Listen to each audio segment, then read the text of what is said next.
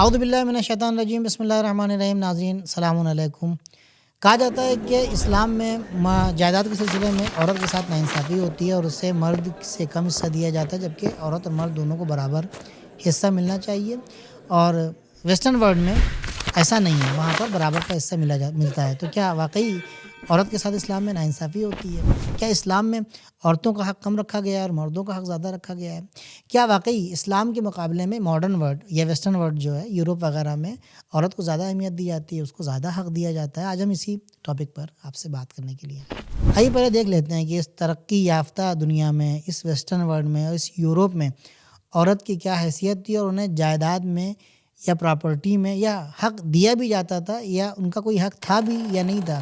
Waste اور Europe میں آج سے 100-200 سال پہلے کسی کی نظر میں عورت قابل ذکر چیز بھی نہیں تھی، اس کو جائیداد کا ذرہ برابر بھی حصہ نہیں دیا جاتا تھا۔ 1839 میں امریکہ میں میریڈ وومنس پراپرٹی ایکٹ کے مطابق عورتوں کو پہلی مرتبہ یہ حق دیا گیا کہ ان کے پاس بھی اپنی کوئی پراپرٹی ہو سکتی ہے۔ 1882 میں 1882 میں انگلینڈ میں میریڈ وومنس پراپرٹی ایکٹ کے تحت عورتوں کو پراپرٹی پر اپنا حق رکھنے کا یہ حق جو ہے وہ دیا گیا۔ اسی طرح ہمارے ملک ہندوستان میں بھی عورتوں کی سماجی حیثیت بہت زیادہ ہزاروں سالوں سے بہت زیادہ خراب تھی، ان کی کوئی حیثیت نہیں تھی، یہاں تک کہ سماج میں عورت کو قابل احترام اور قابل ذکر مخلوق بھی نہیں سمجھا جاتا تھا۔ لہٰذا آج سے 100 سال پہلے 1923 میں ہمارے ملک میں پہلی مرتبہ عورت کو پراپرٹی رکھنے کا حق دیا گیا، اور پھر 1956 میں لڑکیوں کو جائیداد میں حصہ ملنے کا قانون بنا۔ اب اس کے مقابلے میں اگر اسلام کو دیکھا جائے تو آج سے 1400 سال پہلے اسلام نے عورت کو یہ دونوں حق دیے، یعنی رائٹ آف اونرشپ اور رائٹ آف انہیریٹنس، یعنی ملکیت کا بھی حق دیا اور جائیداد میں بھی حق دیا، اور اس طرح معاشرے میں اس کی حیثیت اور اس کے وقار کو بڑھایا۔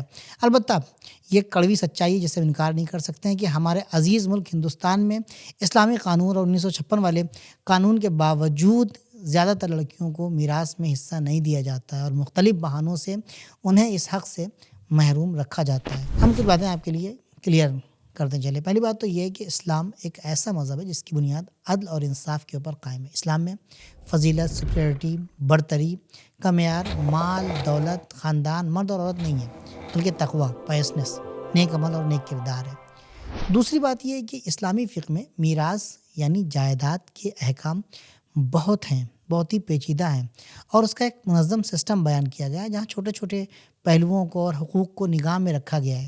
لیکن اس چھوٹے سے پروگرام میں ہم ظاہر سی بات ہے کہ سارے مسائل کو آپ کی خدمت میں بیان نہیں کر سکتے، اس لیے اہم باتوں کو ہی آپ کی خدمت میں بیان کریں گے۔ اب آئیے جائیداد کے سلسلے میں ہم بات کرتے ہیں۔ دیکھیں، قرآن کریم میں سورہ نساء کی آیت نمبر 11، 12 اور 176 میں جائیداد کے سلسلے میں تفصیل سے بتایا گیا ہے کہ بیٹا، بیٹی، ماں، باپ، بھائی بہن اور رشتہ داروں کو کتنا حق ملنا چاہیے۔ یہاں پر ہم صرف خواتین کے سلسلے اور ان کے حقوق کے سلسلے میں بات کریں گے۔ دیکھیں، اسلامی قانون کے اعتبار سے عورت کو مرد کے مقابلے میں 3 طرح سے میراث یا جائیداد میں حصہ ملتا ہے۔ کچھ جگہوں پر مرد اور عورت کو میراث میں برابر حصہ ملتا ہے، جیسے اگر کسی شخص کا انتقال ہو جائے اور اس کی اولاد بھی ہو اور والدین بھی زندہ ہوں تو ماں اور باپ دونوں کو میراث کا چھٹا حصہ برابر سے ملتا ہے، یعنی ماں کو جو عورت ہیں اور باپ جو مرد ہیں دونوں کو برابر سے جائیداد کا چھٹا حصہ ملتا ہے۔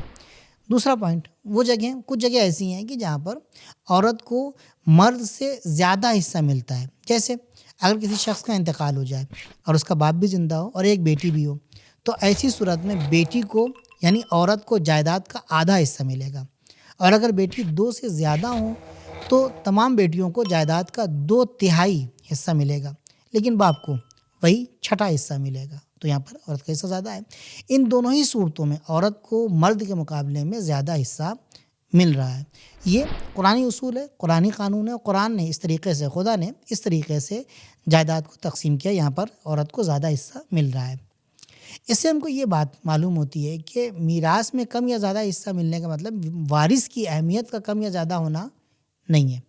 اچھا، تیسرا پوائنٹ، اب کچھ جگہ ایسی ہیں کہ جہاں پر عورتوں کو مرد سے کم یا اس سے آدھی میراث ملتی ہے، آدھا حصہ ملتا ہے۔ جیسے اگر کسی شخص کا انتقال ہو جائے اور اس کے بیٹی بھی ہیں اور بیٹے بھی موجود ہیں، تو ایسی صورت میں لڑکیوں کو لڑکوں سے آدھی میراث ملتی ہے۔ یہ قرآن کا قانون ہے، فَلِلذَّكَرِ مِثْلُ حَظِّ الْأُنثَيَيْنِ، یہ قانون ہے اسلام کا۔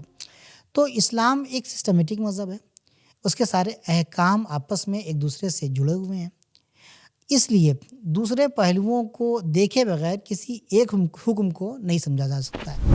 اب آئیے ان باریکیوں کو ہم سمجھ لیتے ہیں۔ دیکھیں، اسلام کے مطابق گھر کی ذمہ داری اور گھر کا خرچ، بیوی کا خرچ، بچوں کا خرچ مرد کے اوپر یعنی شوہر کے اوپر واجب ہوتا ہے۔ چاہے بیوی کماتی ہو، مالدار ہو، اس کا بینک بیلنس ہو، بزنس ہو، کچھ بھی ہو، یہ سب اس کا اپنا ذاتی مال ہے، اور اس کے باوجود خرچ شوہر کے اوپر واجب ہے، بلکہ بیوی کا خرچ دینا بھی شوہر کے اوپر واجب ہے۔ اسی طرح شادی میں مرد پر بیوی کا مہر ادا کرنا واجب اور ضروری ہے، لیکن عورت پر یا اس کے گھر والوں پر جہیز دینا واجب نہیں ہے، اور اس جہیز کا مال بھی لڑکی کا اپنا ہی ہوتا ہے، نہ کہ لڑکے یا اس کے گھر والوں کا۔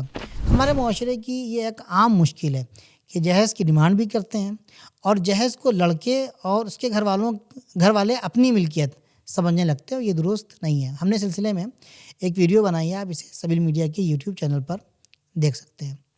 تو یہ اسلام کا قانون ہے، جہاں اس نے ہر شخص کے لیے اس کا حق معین کر دیا ہے، اور یہ آج کی بات نہیں ہے، بلکہ 1400 سال پہلے اسلام نے یہ تمام قوانین معین کر دیے تھے۔ ہاں، یہاں ایک بات ہم ضرور آپ کی خدمت میں عرض کریں گے کہ اگر آپ دیکھیں گے مسلمان آپس میں ایک دوسرے کے حقوق کی رعایت نہیں کرتے ہیں اور ان کو حق نہیں دیتے ہیں، تو یہاں پر مشکل اسلام میں نہیں ہے، بلکہ ان مسلمانوں میں ہے کہ جو اسلام کے قانون پر عمل نہیں کرتے ہیں۔ مثال کے طور پر لڑکیوں یا بہنوں کو والد کی جائیداد میں حصہ نہیں دیتے ہیں، اور اس کو نہ دینے کے لیے مختلف بہانے وغیرہ بناتے ہیں۔ بہنوں کو ان کا حق دیں، اور یہ جائیداد میں ان کا وہ مسلم حق ہے جسے اللہ نے رکھا ہے۔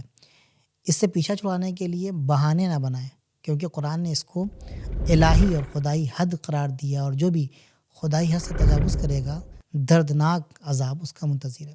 جائیداد اور میراث کے جو ڈیٹیل میں مسائل ہیں وہ آپ اپنے شہر یا علاقے کے علماء سے دریافت کر سکتے ہیں۔ لہذا ضرورت اس بات کی ہے کہ ایک دوسرے کے حقوق کی رعایت کی جائے، صلح، آشتی اور محبت سے لبریز ایک اسلامی پاکیزہ معاشرہ ملک کے حوالے کیا جائے، جو ملک اور سماج اور انسانیت کی ترقی اور کامیابی اور سربلندی میں اپنا کردار ادا کر سکے۔ انشاءاللہ ایک نئے ویڈیو کے ساتھ آپ کی خدمت میں حاضر ہوں گے، تب تک کے لیے خدا حافظ۔